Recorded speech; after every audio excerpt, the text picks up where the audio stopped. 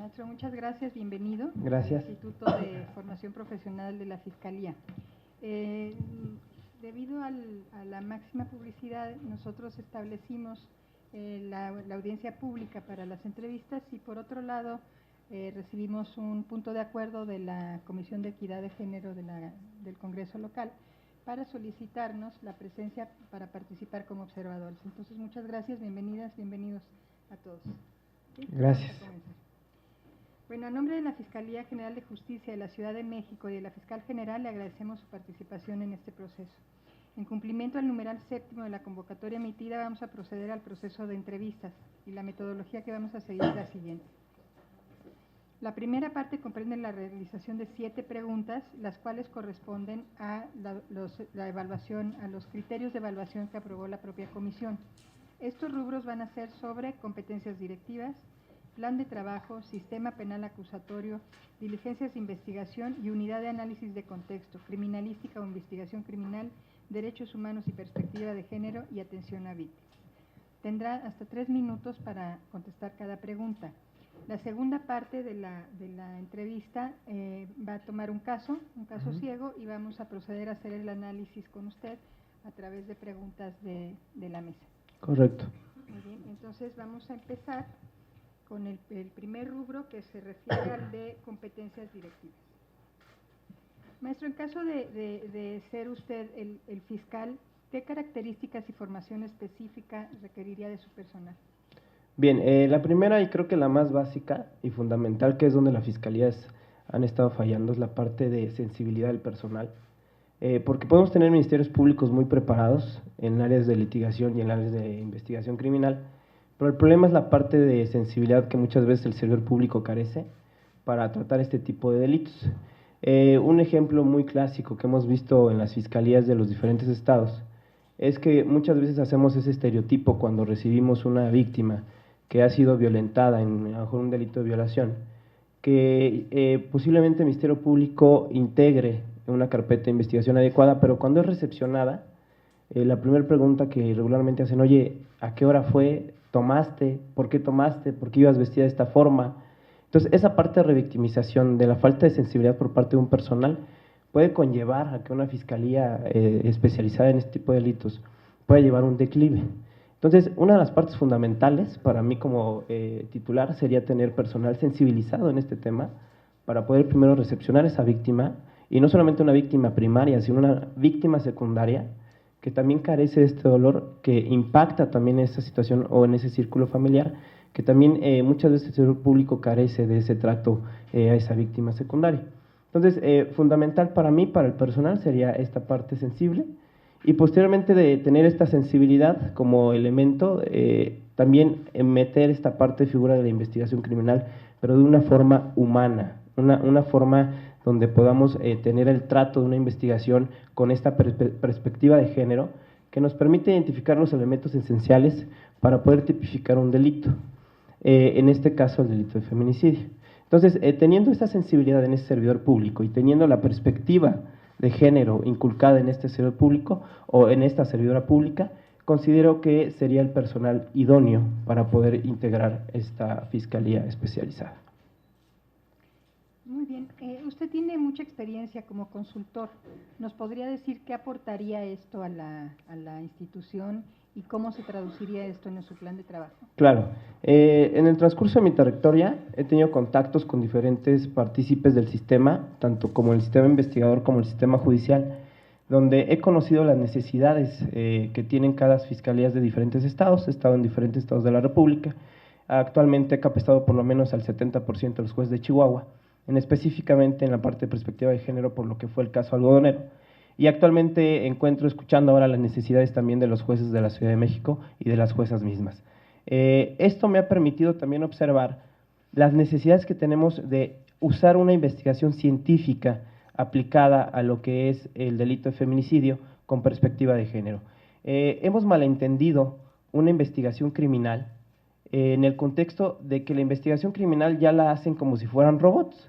Como robots, llega un delito, ya sabes cuál es tu línea de trabajo, estamos tomando la mala costumbre ahora otra vez de llegar a la parte de los machotes, y empiezas a integrar una carpeta de investigación sin una pregunta que en lo que es el Estado mexicano nunca nos hemos hecho, de el para qué. La pregunta criminalística siempre que nos ha faltado es el para qué, siempre nos vamos al cómo, al por qué, al cuándo, al dónde, etcétera, pero el para qué siempre lo hemos dejado a un lado. Entonces, esas necesidades que yo he visto en toda esta trayectoria a nivel nacional me ha llevado a poder homologar criterios con los órganos judiciales, con los órganos investigadores, desde lo que es un perito, lo que es un ministerio público, lo que es un policía investigador, un juez, una jueza, y hemos podido lograr homologar criterios de actuación para poder llevar a decisiones concretas en juicios concretos. Una de las propuestas que yo hago es, dentro de mi proyecto, es eficientar esta investigación criminal y meternos en la cabeza que la ciencia debe de estar al servicio de la justicia. Y esa es la parte fundamental que nos ha faltado en este sistema, conocer qué es una ciencia, aplicarla a una investigación, porque seguimos teniendo esa mala práctica de decir 2 testigos es igual a prueba irrefutable, que era esa escuela antigua que teníamos, y ahora debemos de cambiar ese contexto. Ahora podemos tener un solo testigo y una sola prueba científica, y eso nos va a dar un poder de convicción a un juzgador que conlleva a decir que el hecho sí existe, que sí lo cometieron y quién lo cometió.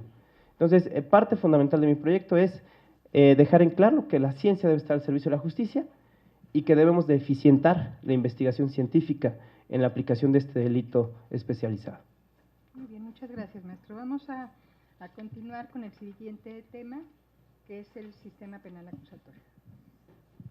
Gracias. Muy buen día, maestro. Bienvenido. Gracias. Aprovecho para hacer rápidamente una pausa y presentarnos con usted. Mi Sí, nombre es las Nelly ubico, no se Montealegre, preocupe. su procuradora de atención a víctimas. Gracias. Buenos días, maestro. María Severina Ortega López, Coordinadora General de Servicios Periciales. Un gusto. Rosario Novoa Peniche, Coordinadora General del Instituto de Formación Profesional. Gracias. Buenos días, Nayeli Ortiz, asesora de la fiscal en materia de género. Un gusto. Gracias. Gracias. Considerando su experiencia, tanto académica como práctica, respecto de el sistema acusatorio, nos gustaría que nos explicara cuál es el objeto de la etapa intermedia y de cuántas fases se compone esta etapa. Ok, la etapa intermedia se compone de 2 fases, la fase escrita y la fase oral. Y uno de los objetivos principales es la parte de la acusación, donde se pueda ofrecer el escrito de acusación y con este poder hacer una respuesta por parte en ese momento de la víctima y por parte también de lo que es la persona ahora acusada. ¿En qué consiste plenamente esta etapa intermedia? Que por cierto hemos mal entendido la etapa intermedia. Pues es en esta depuración de medios de prueba que se ofrecen para poder corroborar un hecho delictivo. Previos acuerdos probatorios que debemos de poder realizar para poder evitar un debate complejo, y la finalidad es escuchar ese medio de prueba que resulte, y ahí es donde hemos fallado, que resulte idóneo, pertinente y suficiente para poder acreditar un hecho delictivo.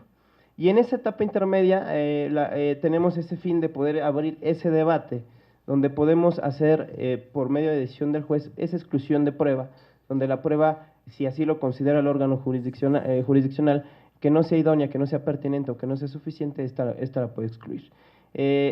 ¿Por qué le digo que hemos tenido un mal concepto de lo que es la etapa intermedia? Porque he visto ya audiencias donde han llegado con hasta 60 testigos. Y entonces ahí es donde te preguntas, ¿qué está pasando en la etapa intermedia? ¿Por qué no hay acuerdos probatorios? Y la mentalidad de la Fiscalía es esta, la mentalidad de la Fiscalía es que no hay acuerdos probatorios porque o me meten gol o meto gol. Esa es la mentalidad. Que si no estás a las vivas, te pueden ganar una prueba o puedes tú meter una prueba. Entonces la mentalidad es ya no hay acuerdos, la mentalidad de las Fiscalías es tú avienta todo lo que tengas que aventar, ofrece lo que tengas que ofrecer, que la defensa que ofrezca lo que tenga que ofrecer, y que abras un debate y que ahí mismo se depure. Pero la depuración no se está dando, la etapa intermedia está fallando en el aspecto de que no se está viendo una depuración y estamos viendo audiencias interminables con 60, 70 testigos, que son testigos que no son ni necesarios, ni suficientes, ni idóneos. En eso consiste esta etapa intermedia. Muy bien, muchas gracias. En relación con la pregunta 4 tiene que ver con las diligencias de investigación. Al respecto le quiero preguntar, ¿en qué consiste dentro de las diligencias de investigación, en qué consiste la debida diligencia reforzada en los delitos de feminicidio? Ok, Debemos partir primero de los actos de investigación que podemos hacer sin control y que podemos hacer con control, 251 y 252 del Código Nacional. En esa parte de reforzar ese criterio de investigación que de la Suprema Corte que nos exige y que también viene de una sentencia del campo algodonero y de los propios criterios que ha hecho la Corte Interamericana, nos pide que este reforzamiento se haga primero con una vista a la perspectiva de género. Obteniendo la perspectiva de género, vamos a encontrar, y me voy a atrever a hacer un paréntesis, la perspectiva de género es una herramienta conceptual que nos va a ayudar a encontrar estas diferencias entre hombre y mujer, no solamente por la parte de órganos sexuales, sino también por la parte cultural y social, ¿no? Es esta parte de construcción que se ha ido generando por la parte cultural y la parte social. La perspectiva de género, al ser esa herramienta metodológica en el reforzamiento de lo que es las diligencias, nos va a permitir observar cuáles son los elementos idóneos para poder allegarse de las diligencias pertinentes para poder comprobar cada una de las fracciones en su momento que conlleva este delito de feminicidio, en este caso el artículo 148 bis del Código Penal de la Ciudad de México. Entonces, ahí nos va a permitir distinguir qué tengo que reforzar en las diligencias actuadas para poder establecer ese tipo penal del delito de feminicidio. ¿Por qué? Están las instrucciones ahora, que no me parece mal, pero yo espero que en algún momento lleguemos a cambiar esa estructura, donde se tiene que todo delito cometido contra la mujer tiene que iniciarse como feminicidio. Es entendible, ¿por qué? Por el impacto que estamos teniendo, que es un impacto que se está saliendo de las manos. Pero, ¿qué es lo que va a hacer ahí el reforzamiento de la perspectiva en cuanto a diligencias? Que te va a permitir observar los datos que necesitas para poder hacer las diligencias y tipificar este delito. Y esto a futuro, ¿qué nos va a conllevar? Que cuando tú recibas un delito cometido contra la mujer, inmediatamente vas a poder observar qué diligencias vas a tener que reforzar para poder hacer la tipificación real de ese delito de feminicidio y poder llevarlo a una audiencia donde, ojo, no podamos tener la famosa puerta giratoria que hemos venido teniendo. ¿Por qué? Por la falta de reforzamiento de diligencias, donde tenemos delitos que se han integrado con debilidad y que nos han llevado a obtener esa puerta giratoria en sentencias finales. Muchas gracias. Maestro, desde el punto de vista criminalístico, le voy a hacer una pregunta muy concisa. Señale 3 estudios básicos que realiza el perito en materia de genética en el cuerpo de la víctima relacionado con un feminicidio. Ok. Toma de muestras, que es que toma la parte médica legal, la parte de lesiones, que también para poderla corroborar, y en este caso si existen también, en cuanto al protocolo de Estambul, acciones de tortura, que es parte fundamental que hace la parte médica o la parte genética. Y en algún momento también la toma de muestras de fluidos por parte de la víctima en caso de ser violentada. Gracias.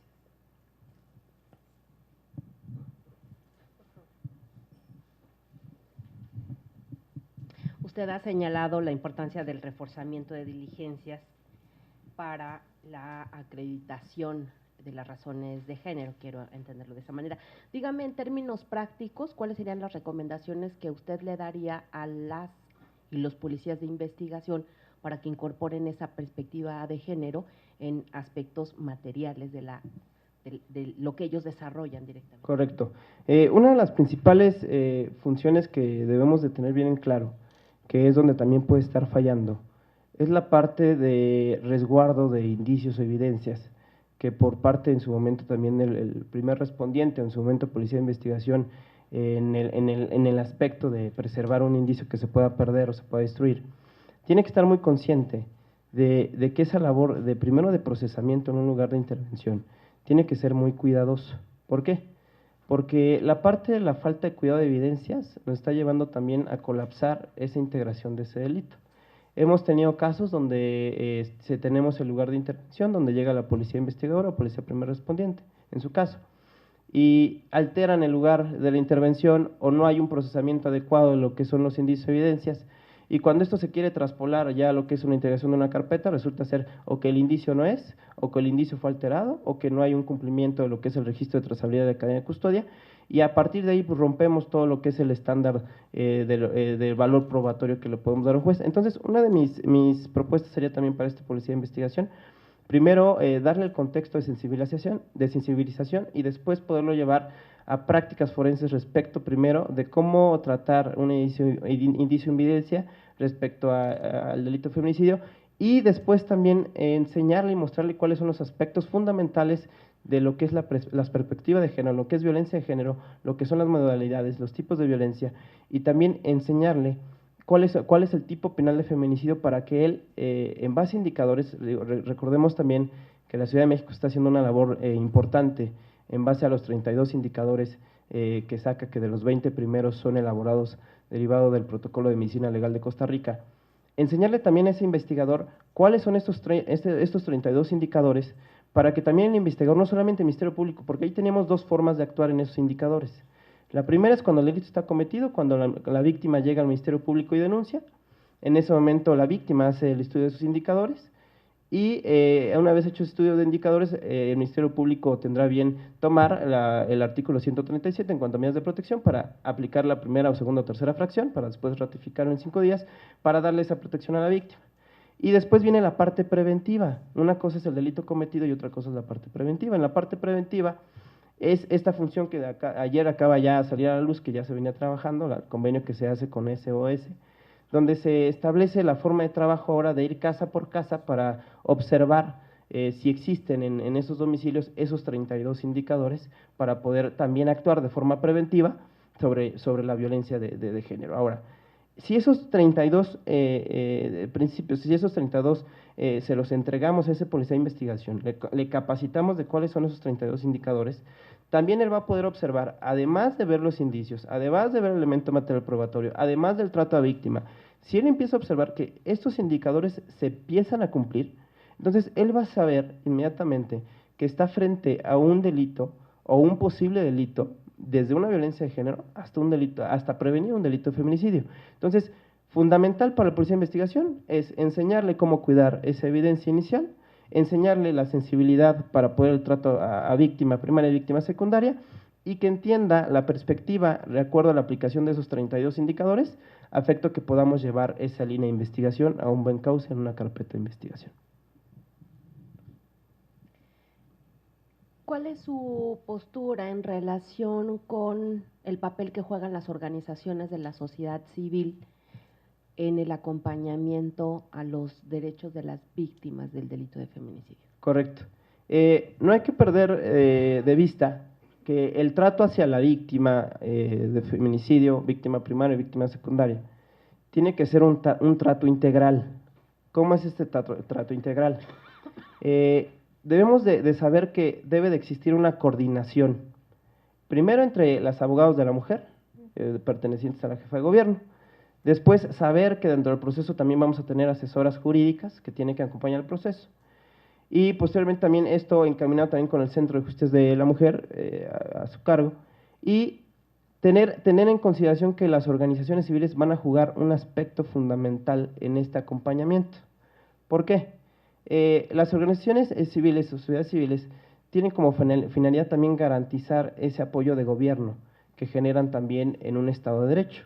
El Estado de Derecho en una forma de gobierno no solamente se lleva por lo que es una persona que está arriba como jefe o jefa de gobierno, sino también ese gobierno se delega a sindicatos, a organizaciones civiles, a sociedades civiles, donde esas organizaciones son reconocidas para poder también hacer una forma de gobierno, en este caso una forma de gobierno respecto a establecer políticas públicas también y políticas criminales respecto a este delito tan trascendental.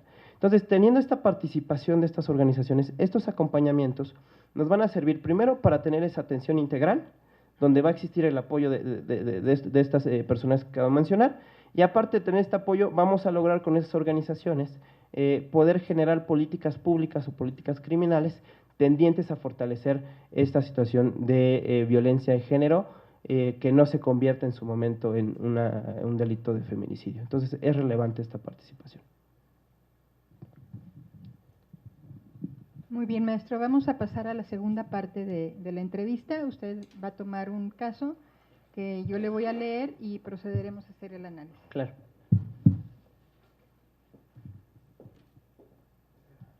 ¿Cuál quiere? Gracias.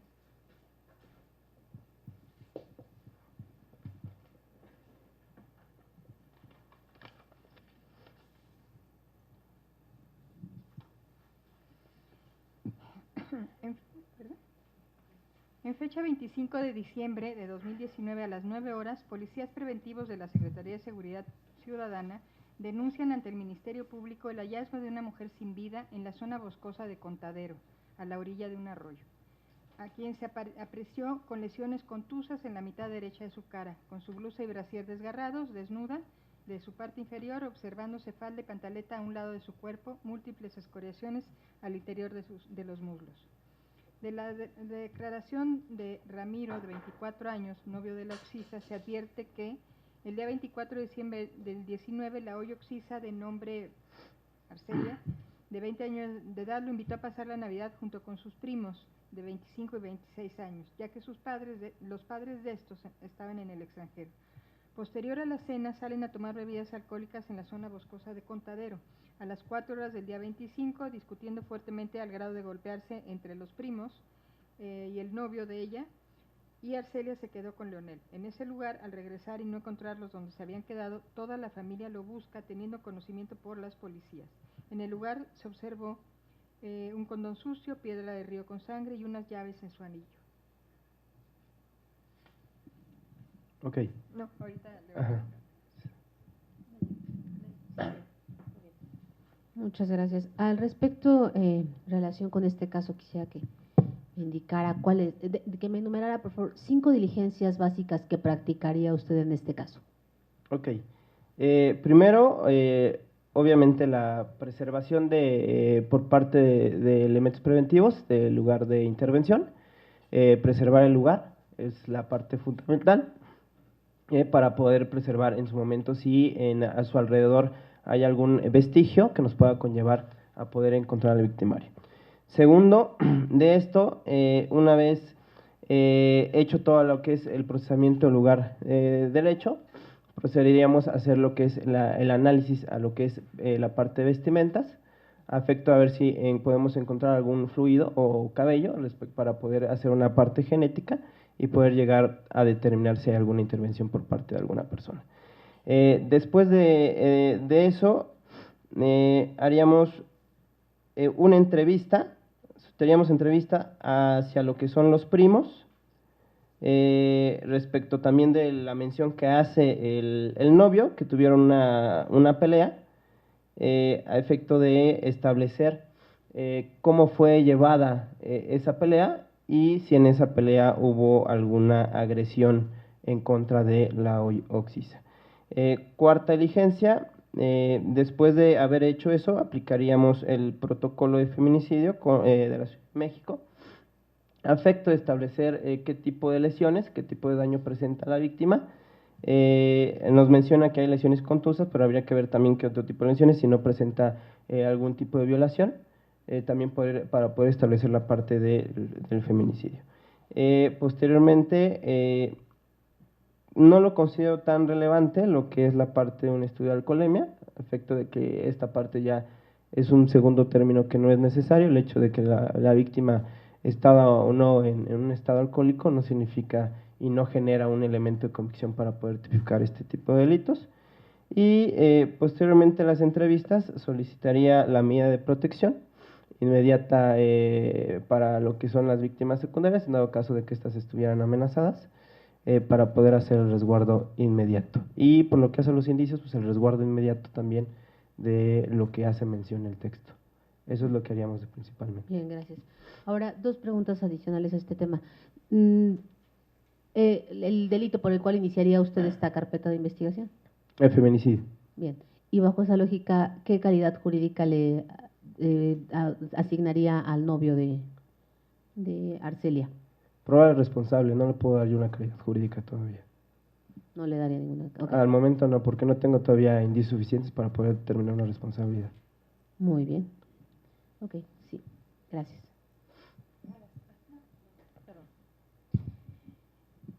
De manera precisa, ¿me puede decir cuáles serían las especialidades periciales y para qué que usted solicitaría para la investigación del lugar de los hechos, de la víctima y de las personas, hombres masculinos relacionados con este hecho? Ok, la primera sería la de criminalística, a efecto de que aborden lo que es el lugar de los hechos y que recojan elementos o materiales probatorios que sean necesarios para la integración. Y la segunda, por lo que hace a los varones, lo que pediría sería muestras genéticas, a efecto de que podamos extraer fluidos, pelos o cabellos para ver si hay alguna correlación en lo que es la vestimenta de la víctima o en su momento si existe alguna violación, poder comparar esa muestra de fluidos. Son las dos que pediría, que fueron las que me preguntó, la genética y criminalística. ¿Esas serían para específicamente? La criminalística para el lugar en específico y obviamente para lo que es el levantamiento de cuerpo, y la parte de genética para lo que son de muestras biológicas por parte de los primos y el probable ahora, para ellos, para tomar las muestras y fluidos. Gracias. Gracias. Muy rápido. Dentro de estas diligencias, ¿alguna con control judicial? Si en dado caso se negaran a entregar las muestras, pediríamos la solicitud por orden judicial a efecto de que nos entregaran las muestras de cabellos o fluidos. Gracias. Ya ha señalado diversas diligencias. Quisiera que fuera más específico para que me pudiera comentar cómo investigaría el contexto de violencia. Ok. Primero, si nos vamos a la parte ya específica, daríamos intervención también a lo que es médico legista, a efecto de que nos determine el tipo de lesión, el grado de lesión, y que si nos puede también entregar por parte también de criminalísticas la mecánica de hechos, a efecto que la mecánica de hechos nos pueda narrar cómo es el contexto de lo que fue el hecho comisivo. Y después también pediríamos esa parte mecánica de lesiones para poder determinar si existe huellas o datos también de torturas previas a lo que es el feminicidio. En dato concreto, serían las que utilizaríamos al momento para poder determinar, de acuerdo también a la tipología del delito que tenemos, que nos pide desde que exista, tendríamos que analizar también si hay antecedentes previos si hubo denuncias previas, si hubo amenazas, si hubo agresiones previas, etcétera, y es lo que haríamos en ese contexto. Ahora, en el trayecto de la investigación, tenemos que hacer uso también de las nuevas tecnologías y de los nuevos formatos que nos entregan en las áreas de investigación. Una de las formas ahora nuevas de hacer este tipo de investigación, transformamos ya lo que es la trilogía investigadora y hablamos ahora de una tetralogía de investigación donde ya incluimos una unidad de análisis criminal donde participa un analista criminal, que nos puede ayudar a darnos un contexto histórico respecto a lo que pudo haber conllevado si existe una denuncia previa, si existen agresiones previas. Entonces también haríamos esa intervención de este especialista en materia de análisis a efecto de que nos contextualice si hay alguna línea diversa que nos pueda transformar la hipótesis o que nos pueda confirmar la hipótesis respecto al hecho investigado. Entonces creo que fundamental también es utilizar esos nuevos personajes de investigación que nos permite la ley, que ya en Ciudad de México está reconocido también en la nueva ley orgánica de la Fiscalía, donde podemos hacer uso de ese analista criminal, efecto que también que nos dé ese antecedente si es que lo existiera y que nos relacione cuál fue la forma de actividad de las personas que estuvieron en el lugar. La siguiente pregunta es si, tomando en consideración los parámetros establecidos en la sentencia Mariana Lima, ¿cómo los utilizaría en este caso? Bien, en este caso en específico, la protección primera a lo que es el cuerpo, teniendo en cuenta que también la sentencia toma primero también el trato digno hacia lo que es un cuerpo, esto en apego al artículo 1 constitucional de la reforma que se nos viene en materia de derechos humanos, donde teníamos que establecer primero la dignidad hacia lo que es el cuerpo y después de ahí establecer el resguardo de lo que son los indicios para posteriormente dar el trato también digno a esas víctimas secundarias. Una vez hecho esto primario, estableceríamos entonces las líneas de investigación certeras y adecuadas que nos permiten establecer el delito de feminicidio. Esto, la propia sentencia nos obliga a aplicar las convenciones que tenemos respecto a la investigación de lo que es feminicidio. En principio pues, tenemos la CEDAW, la Convención para eliminar toda forma de discriminación contra la mujer, y la de Belén do Pará, que es para eliminar todo tipo de violencia contra las mujeres. Entonces, en aplicación también de estas convenciones, en apego a la sentencia, aplicaremos el protocolo también para poder establecer, primero que nada y sobre todas las cosas, en apego al principio de dignidad, en trato a víctima primaria como víctima secundaria, en un contexto general.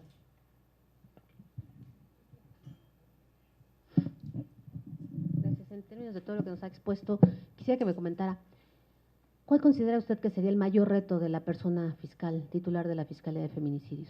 El mayor reto que va a tener el fiscal es sensibilizar al servidor público, hacer entender qué es la perspectiva de género y poder educar, porque vamos a estar hablando ahora de una reeducación del servidor público. Yo he visto en este tiempo que la necesidad que tenemos de quien lleve la titularidad de una fiscalía es que debe de ser una persona que tenga la sensibilidad de reconocer la existencia de lo que es el feminicidio, que tenga la experiencia para poder aplicar el conocimiento científico apegado a, y que eso lo comparta al personal que tiene consigo.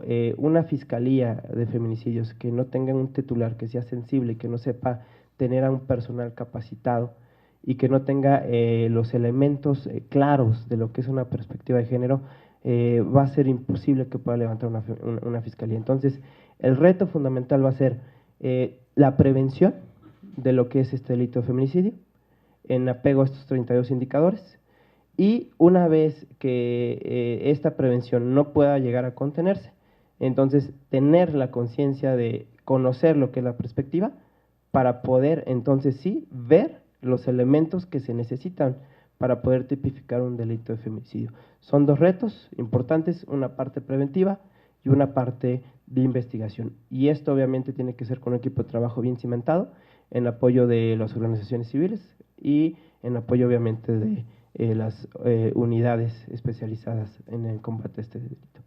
Gracias. Maestro, ¿qué política desarrollaría usted para los medios? Para los medios de Para comunicación. los medios de comunicación. Ok. Primero también lo que vivimos en el sistema de justicia penal, que fue una de las primeras partes que empezamos a visualizar, que los medios de comunicación necesitaban en su momento una capacitación también respecto a lo que es el sistema de justicia. ¿Por qué? Pues porque llegamos a ver noticias donde veíamos datos que decíamos, caray, ¿y eso en qué sistema viene, no? Entonces, tenemos que hacer una política encaminada al medio de comunicación donde vamos a pedir esa libre expresión, lo vamos a permitir, pero esa libre expresión va a tener que ser encaminada a varios objetivos. El primero, respetar lo que es la vida privada de las personas en cuanto a una víctima secundaria, porque entonces recaeríamos en esa revictimización por los medios.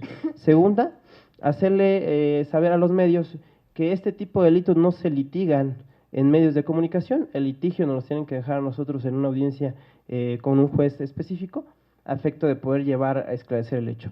Y tres, también hacer una política encaminada a esos medios de comunicación sobre la confidencialidad de la información. Tenemos una fuga de información tremenda, que también creo que es uno de los retos también como titular de la Fiscalía, establecer los parámetros para el resguardo de información, porque esa fuga de información que hemos tenido nos puede conllevar a dos cosas. Una, a que la investigación se nos pueda caer. ¿Por qué? Porque se están entregando los datos esenciales para poder determinar una responsabilidad. Y dos, pues la victimización que tenemos por parte de los medios hacia estas personas que tienen ese problema y que lo adolecen. Entonces, mis políticas serían encaminadas a eso, encaminadas a lo que es un periodismo con perspectiva de género, con confidencialidad de la información y con entendimiento a la aplicación de lo que es el delito de feminicidio. Muchas gracias, maestro. ¿Tienen alguna otra pregunta? ¿Quiere agregar algo más? Sí, me gustaría nada más comentar que creo y considero tener la experiencia necesaria, el conocimiento suficiente para estar frente a esta Fiscalía de Feminicidio. Me he preparado lo suficiente, he convivido con muchas experiencias de diferentes personas aplicadoras del sistema, he logrado a mi corta edad homologar criterios a nivel judicial. Actualmente estoy ya propuesto para poder dar cursos y conferencias a magistrados del Tribunal Superior de Justicia de la Ciudad de México en materia de análisis, inteligencia e investigación con perspectiva de género. Entonces creo poder manejar, además de que tengo los hilos necesarios para poderme apoyar de gente que nos pueda llevar a poder esclarecer y disminuir, que creo que una de las finalidades de una fiscalía de feminicidios no es tener una fiscalía de feminicidios, la finalidad es reducir un feminicidio. ¿Qué mejor decir que el tema preventivo funciona a decir que el tema preventivo no funciona? Si decimos que el tema preventivo no funciona, estamos diciendo entonces que el delito de feminicidio va en aumento. Pero si hablamos que hay una prevención del delito adecuada, entonces hablaremos que el delito de feminicidio va en disminución. Y creo que es uno de los objetivos que debe tener una fiscalía de feminicidio, no tener en mente de investigar el delito, sino prevenir lo que es la comisión de este hecho delictivo.